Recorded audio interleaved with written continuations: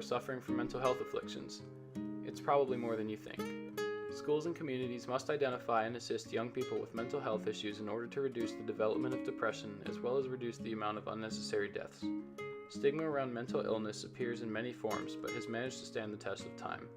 Social stigma and perceived stigma are both prevalent when it comes to mental health issues, and can even appear in what seems to be the safest environment, the home. J.D. Salinger's The Catcher in the Rye illustrates the stigma around mental illness in the mid-1950s, but the issue continues to present itself today. Holden Caulfield is a 16-year-old boy who has been kicked out of multiple boarding schools. When he hears that he is failing out of his current school, Pensy Prep, he decides to leave early and spend a few days in New York so that his parents don't find out that he's been kicked out yet again. While in New York, Holden scores a fancy hotel and wanders the city, looking for opportunities to drink and meeting with old acquaintances.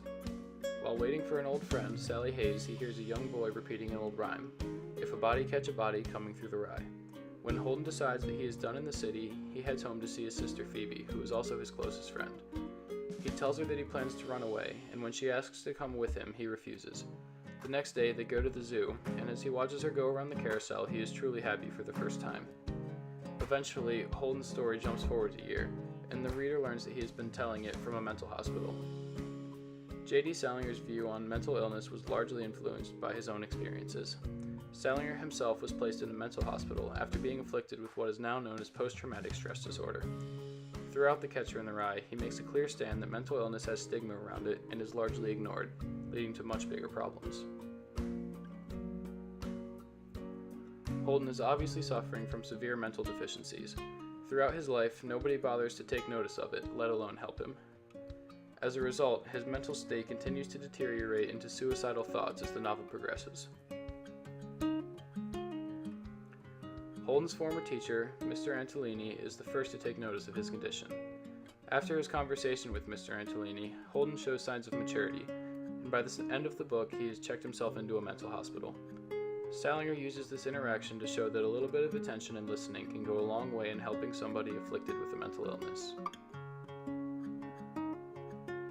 In our society, there is a certain degree of social stigma around mental illness, leading to those with problems being ignored or even consciously avoided. A study in the UK in the year 2000 revealed a widespread belief that all people with mental health issues were dangerous, especially those suffering from schizophrenia.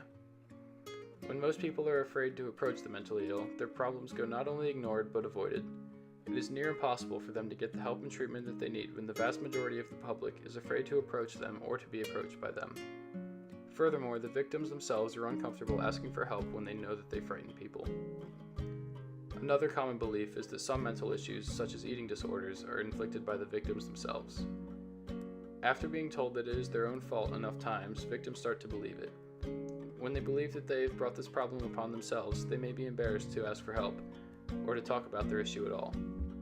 Alongside social stigma comes perceived stigma, a negative or shameful view of the issue in the mind of the victim.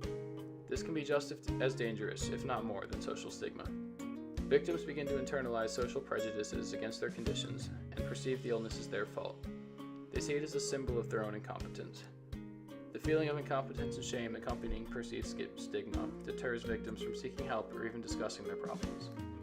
Victims also believe that they will be ridiculed or embarrassed, and as a result, they limit their exposure to social situations. As isolation becomes more frequent, many mental illnesses can develop into depression, a feeling of worthlessness, and suicidal thoughts and actions. Much of the overwhelming stigma comes from places that influence the victim the most, friends and family. The loss of friendships and personal relationships can cause people to try to hide their problems. The internalization of a life-altering affliction is an unimaginably heavy burden, and not one that any single person should have to bear. Most adolescents' main outlets to talk about serious issues are their parents. When this open environment is suddenly closed off, individuals are again forced to internalize their pain. If their parents won't listen to them, then who will? Some people believe that overanalyzing mental illness could prove even more dangerous to the victims, though. Excessive screening and treatment of mental health issues in children and adolescents could expose young people to potentially harmful psychiatric medications. While mental illnesses are an important issue and must be addressed, overcoverage of this problem could cause it to magnify even more than it already has. Scientific knowledge has come far enough to fully understand the safe use of medical drugs, We have discovered safe doses of such drugs for people of all ages, and while over-medication should be avoided, we have enough information to safely assist those who are suffering. Statistics clearly show the extreme stigma against mental illness in today's society, though. The question remains, why can our society not seem to overcome this fact? Stigma against mental illness can magnify the effect of the affliction. A lack of effort to help those suffering is extremely prominent in today's society. Salinger clearly points out the neglect that was occurring in the 1950s, but the sad truth is that we still see this today. The mentally ill are suffering every day, but the majority of the public assume that they are dangerous and have no interest in discussing the issue. Local communities need to step in and take more drastic steps to address the dilemma. Now reconsider the original question. How many people that you know are suffering from mental health problems?